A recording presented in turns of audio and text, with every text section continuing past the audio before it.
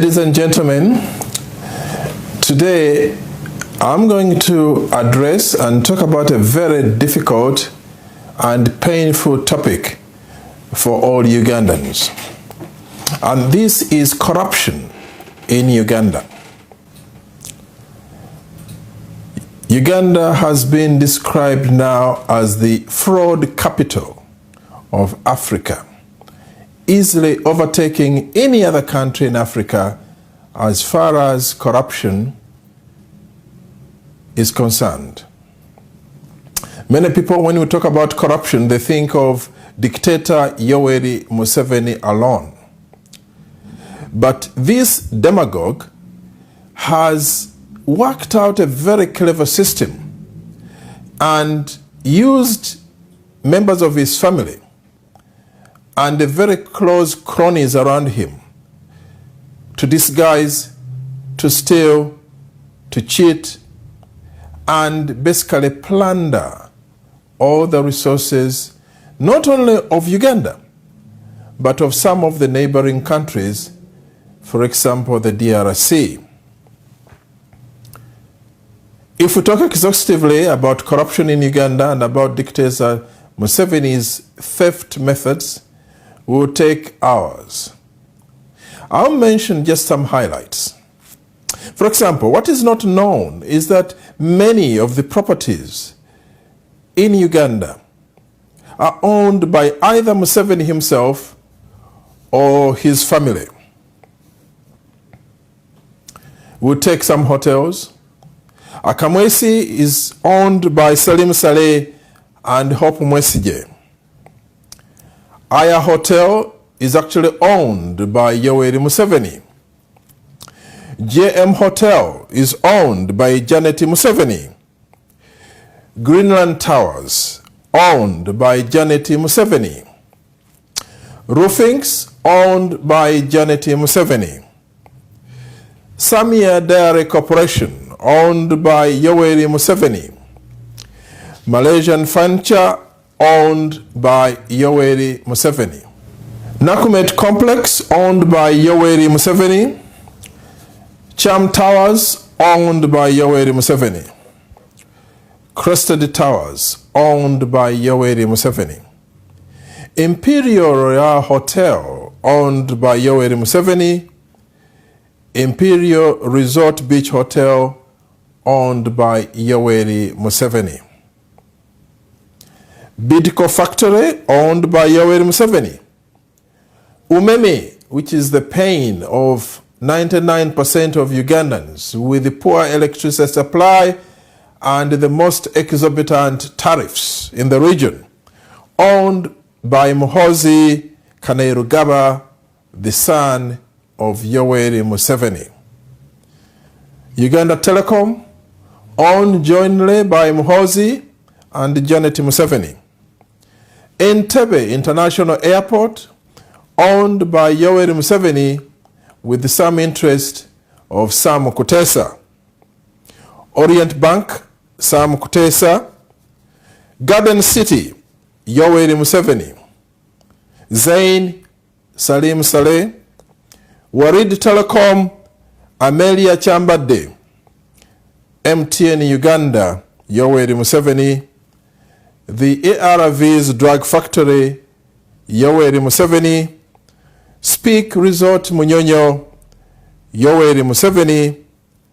WBS Television, Yoweri Museveni. There are many, many, many others. And for most of these properties, Yoweri Museveni and his cronies did not earn these businesses, did not establish these businesses from scratch as a normal businessman would do. Either they took over in the guise of privatization, or they took over from individuals like the former Greenland Bank, stolen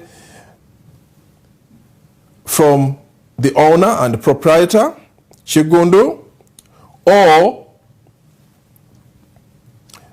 using other people and using government money, pretend that these are national assets when actually behind the doors, they are owned and controlled by none other but Yoweri Museveni and his family.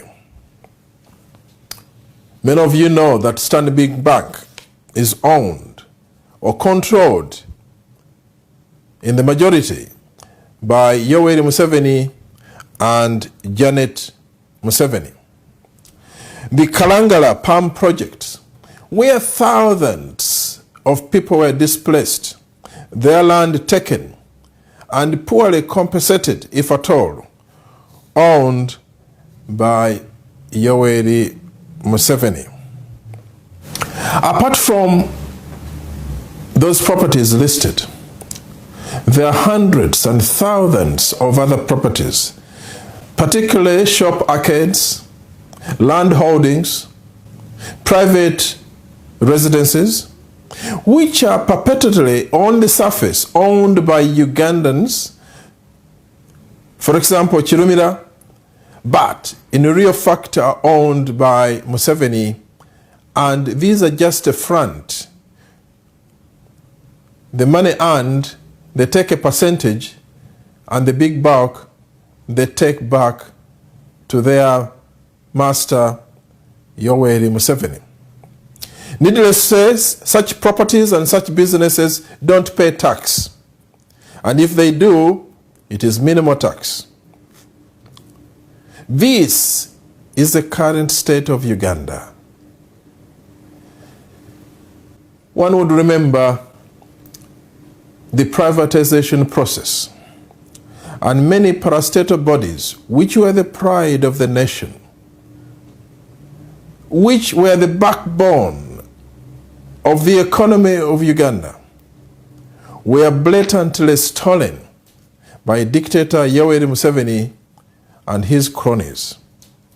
The proceeds from these enterprises, so-called sale of enterprises, was never known.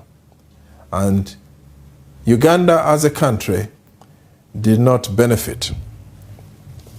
In fact, now, dictator Yoweri Museveni has got the audacity to publicly say he's a rich man. Many of us who knew Museveni when he came out of the bush, we knew he didn't even have decent shoes. We knew that he did not even have a decent house in Rachitula. And during the Bush War, he did not have a penny.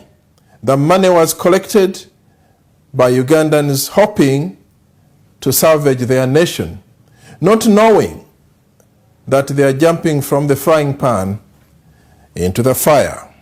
One of the biggest backbone of fraud, theft, and corruption in Uganda is Museveni's brother, Salim Saleh. I've mentioned just a few things that he owns. But some of you may not know that this goes much, much deeper. When Museveni came into power, he devised a means of starting what was called a security company, Saracen. Now, this is the force behind evictions, behind looting, behind theft, behind arms dealings, and behind invasions around the eastern Great Lakes region. Saracen is known to have armed deals, illegal armed deals. Saracen is known to be at the forefront of the looting of minerals from the DRC. And Saracen is known to be at the forefront in now stealing and dealings with Southern Sudan. Salim Saleh owns 45% of Saracen and Branch Energy 25%. Both of these initially were subsidiaries of a very infamous outfit called Executive Outcomes. This apparently disappeared and now is disguised under many forms, but principally under a company called Lifeguard. Fellow Ugandans, you know what is happening with the oil deals. This is a long story. You know what's happening to gold in Karamoja. This is a long story. And all these are being stolen in broad daylight without shame by dictator Yoweri Museveni and his cronies. Now, I've not talked about government projects yet, where the money either borrowed or donated or given to Uganda is blatantly squandered and stolen without shame.